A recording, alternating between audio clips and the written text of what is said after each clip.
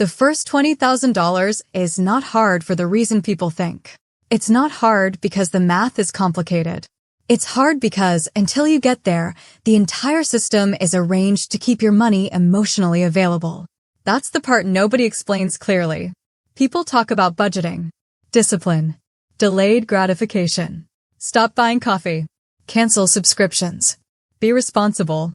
And sure, some of that matters in the small way exercise matters when you're trying to carry a refrigerator up a staircase. Helpful, yes, but not the main force. The real problem is deeper than spending habits. When you have little or no capital, every dollar in your life already has a job before it arrives. Rent is waiting for it. Debt is waiting for it. Your car is waiting for it. Your family is waiting for it. Your own exhaustion is waiting for it. And the second money shows up, 10 open mouths are already pointed at it.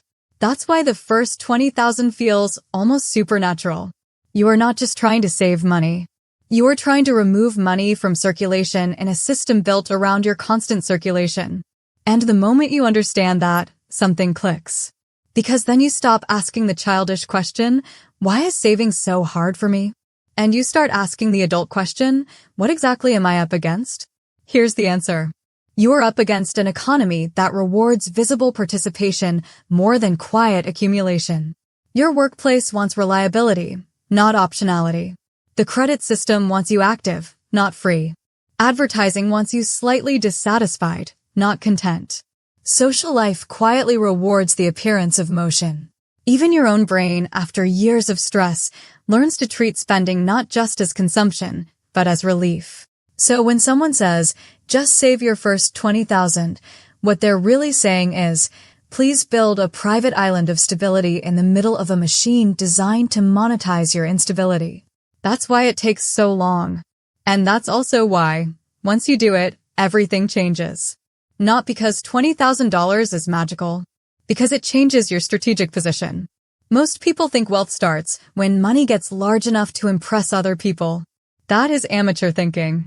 Real financial change starts much earlier, at the point where money begins to alter your behavior before it alters your lifestyle. That's what the first 20,000 does. It doesn't make you rich. It makes you harder to control. That is the beginning of almost every serious wealth story, whether people admit it or not. If you talk privately to people who have actually built money, not performed money, built it, you'll notice they rarely describe the early stage as glamorous. They describe it like oxygen returning. They remember the first number that made them breathe differently. For some, it was 5,000. For others, 10.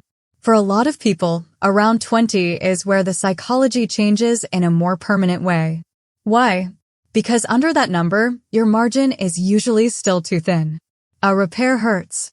A mistake hurts. A gap in income hurts. You're surviving, but survival is still personal.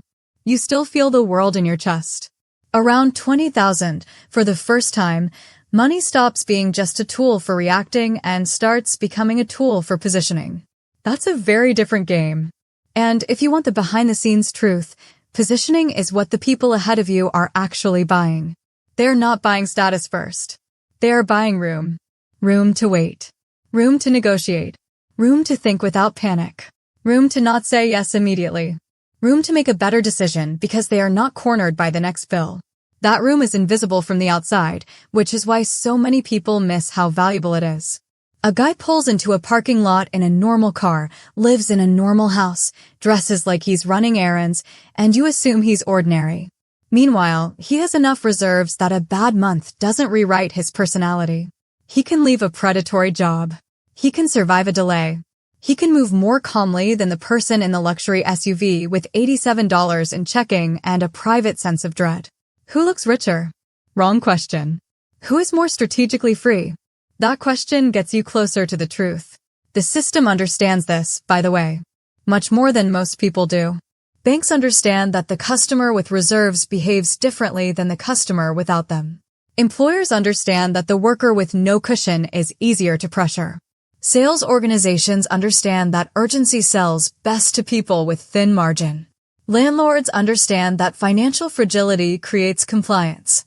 Even social circles understand it, without saying it out loud. The person with no buffer becomes easy to recruit into plans, pressures, trips, gifting norms, expensive habits, subtle status games. Why? Because when you don't have enough saved to feel anchored, it becomes much harder to disappoint other people in service of protecting yourself. This is why the first 20,000 is not just a finance milestone. It is a boundary milestone. Before that point, your money is exposed to everybody else's priorities. After that point, it starts obeying more of yours. And that is where everything begins to shift. Not instantly, not theatrically, but decisively. A woman named Nina learns this in the most boring-looking way imaginable. She works a respectable job, earns enough to look stable on paper, and for years nothing changes because every raise leaks. Better apartment, more dinners out, nicer flights home for the holidays. Small conveniences everywhere. Nothing crazy. Nothing irresponsible enough to trigger a crisis. Just enough lifestyle growth to keep her from building real reserve. Then one year she gets tired in a very specific way. Not tired of work. Tired of being one bad surprise away from becoming someone she doesn't respect. That's a different kind of fatigue. So she stops thinking like a consumer with ambition and starts thinking like an operator under pressure. She cuts the frictionless spending first. Not the dramatic stuff. The daily convenience spending that had become emotional anesthesia. She automates transfers so the money disappears before her opinions can get involved. She stops upgrading her life every time her income twitches upward. She lets herself look a little less successful for 18 months. And eventually she hits 20,000. From the outside, nothing happens. No one applauds. No platform notices. No dramatic montage. But internally, her decision-making changes almost overnight. She speaks differently at work. Less eager. Less over-explaining. She becomes more selective with people. She stops treating every inconvenience like a crisis. She is not rich. She is not financially free. But she is no longer structurally naked. And that changes how the world treats her, because the world is extremely sensitive to desperation. This is one of those truths people pretend not to know because it sounds harsh. Desperation has a smell. Recruiters smell it. Managers smell it. Clients smell it. Romantic partners smell it. Predators of every kind smell it. You can hear it in how someone negotiates, how quickly they answer, how easily they fold, how often they confuse urgency with opportunity. Money doesn't just buy options. It removes signals. That's one of the hidden reasons the first 20,000 matters so much. It lowers the amount of fear leaking out of your behavior. And when fear stops leaking, your life gets more expensive for people who benefit from your urgency. Now, let's get even more precise. Why 20,000? Why not 5? Why not 100? Because 20,000 is often the first amount that begins to cover real life instead of symbolic life. 5,000 is helpful. It can save you from embarrassment. 10,000 is stronger. But 20,000, in many ordinary lives, starts doing adult work.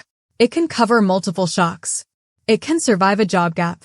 It can protect you from needing to liquidate everything over one problem. It can exist as capital rather than just emergency confetti. Again, not for everyone. Different cities, different incomes, different responsibilities. But psychologically and structurally, that range is often where money stops feeling like a temporary patch and starts feeling like a private system. That is the change. And once you have a private system, even a small one, the rest of wealth building becomes less mystical. This is the part people misunderstand when they hear phrases like, the first one is the hardest. They assume it means the next 20,000 is easy because of compound interest. That's not the main reason. The bigger reason is that after the first 20,000, you are no longer building from zero while under full attack. You have ballast now. Your savings can absorb errors without resetting you emotionally. You can take slightly better risks. You can keep money invested instead of pulling it out at the worst time. You can avoid high-interest debt when life swerves. You can wait for a better offer instead of accepting the first one. You can solve problems with cash instead of panic. That's why everything changes. Not because the universe rewards you for hitting a number. Because a threshold has been crossed where money begins protecting the process that creates more money. That is what the wealthy understand instinctively and what everybody else keeps learning too late. The wealthy do not just use money to buy things.